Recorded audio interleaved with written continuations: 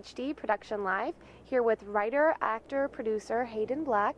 How does it feel to have your web series Goodnight Burbank go to television?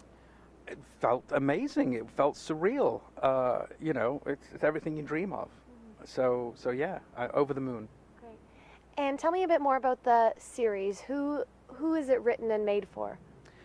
Goodnight Burbank, well, I guess as any writer, you write something kind of for yourself before anyone else. But Goodnight Burbank stars Laura Silverman, Dominic Monaghan in it. We have John Barrowman, and a whole host of... We actually have Oscar winner Jim Rash in one of the episodes. It's a comedy about the people who bring us the news while they're bringing it. So it takes place in real time during a real newscast. But instead of going to the field reporters and the packages, we kind of stay in the studio and catch these anchors in their off-camera moments. So it's kind of a character study about who we trust to scare us every night before we go to bed. And how did you get it to TV? Did you have to push hard for that, or what's the process like? Well, it's funny. It's this typical Cinderella story that takes 10 years. You know, I'd done this original 5-minute version of the show with a different cast. And Hulu had approached me and said, would you be interested in doing a half-hour version? So I redeveloped it completely and totally to be a half-hour version. And we had a new cast and a new look and a new everything. And yes, we'd signed a deal with Zodiac, the third largest independent production company, distribution company in the world. They saw the first few episodes and said, we'd like the global TV distribution rights. So I thought, well, it's one step closer. These are people who sell to television, because I don't have an agent or a manager.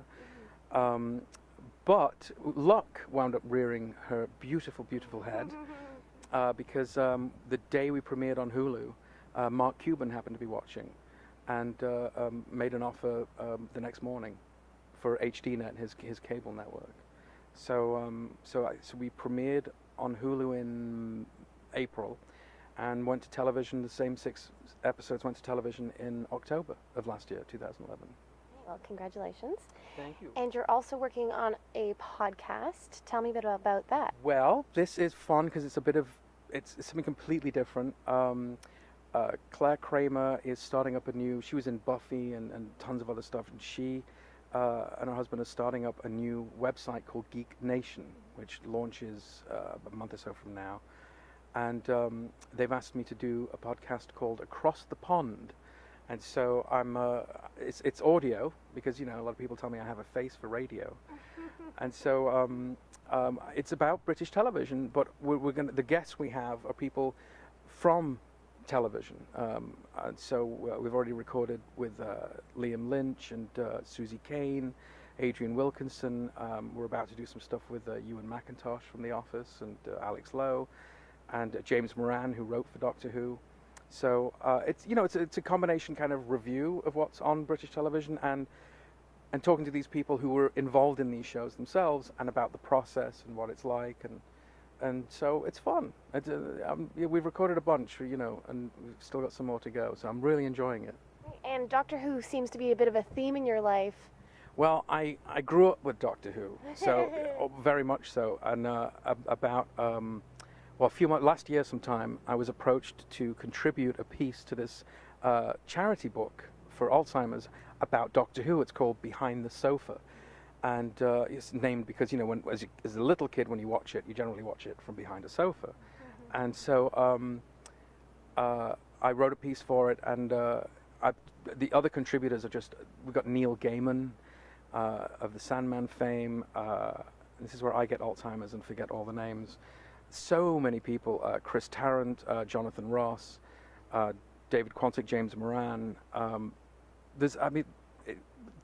Tons and tons of contributors, and so I'm very, very proud to be a part of it. And that comes out in a few months. I think it's just out for pre-order now. I think it's behindthesofa.com. I think is where you can go pre-order that, and it's for charity, so it's a good reason. And social media is a really big thing right now, as we all know, and you've been using Twitter as a source for one of your next projects as well. Yeah, I tweet a lot of ridiculous and somewhat offensive stuff at Hayden Black, and it's more of a character than it is actually my daily life. It's just really silly jokes. And so over the course of the last few years, they've been reprinted on the front page of the New York Times Online, Hollywood Reporter, the Times of London, so on and so forth, all these other publications. And so I was wondering, well, what am I going to do with these? You know, and obviously there's a book, you can put them in a book, but the route I'm going right now, and we'll see if it works, is it's a series I'm calling Teensy Tweets. And we're just going to shoot birds in their natural environment and voice them and give these little tweets voice via these birds. So I've caught a few, and right now they're looking very Jack Handy. Okay. In there, you know, it's just, instead of it being a running stream, it's parrots.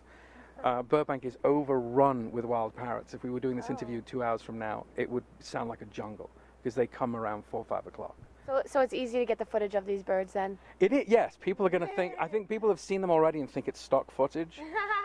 No, it's the trees. It's just right around us. And then, we went and shot some stuff by the LA River as well. So we've got ducks and mallards and stuff. So so we'll see where that goes. We'll see if that turns into anything. You know, each one is 10, 15 seconds at most.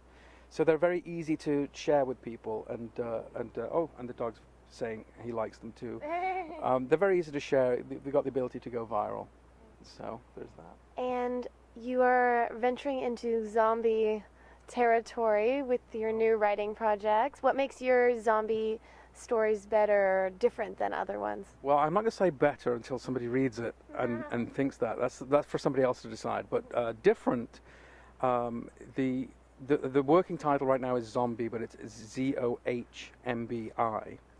And the kind of the working tagline behind it all is, you know, everything you know about zombies.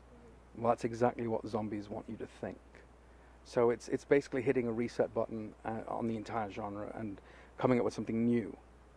And so we'll see if that works. So I'm writing the features. It's drama. It's horror. It's not comedy. And there's a love story at the heart of it. And so I've finished a first draft of what I call Book 1, the first movie, and I'm continuing on with Book 2, and we'll see where it all goes. And what are the best places to find you online? Twitter is @HAYDENBLACK. I guess Facebook, I pretty much live on Facebook, and I think it's hayden.black. And I guess goodnightburbank.com for the Goodnight Burbank shows. Great. Well, thank you so much, Hayden, and best of luck with all of your upcoming projects. Thank you so much. Thank you. I'm Katie Uhlmann reporting for TTN-HD Production Live.